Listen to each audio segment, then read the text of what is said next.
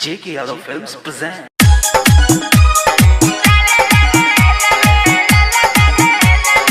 J.K. Yadav Films. DJ Vikas,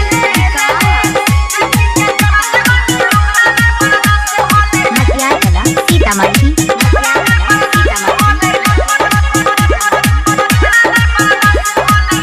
singing by Prince बिरिया।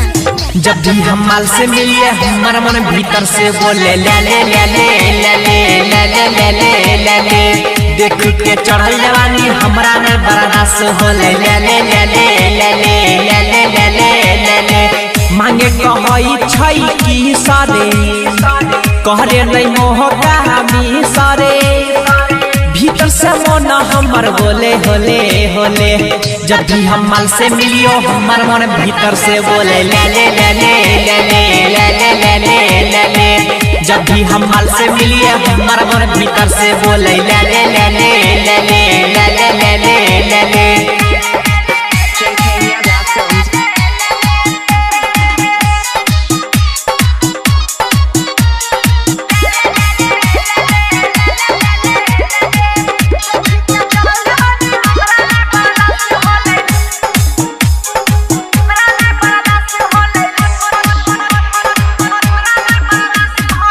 देख के ओकर जवानी मुँह में आवे छै पानी मन करे ओकर काठौती में आटा सानी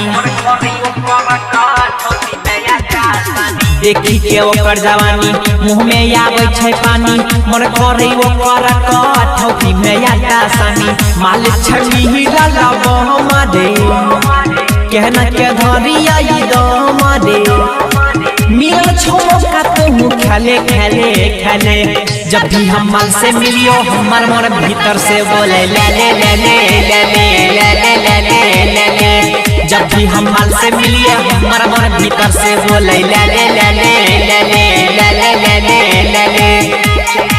Yadav Films. Singing by Prince बिरिया।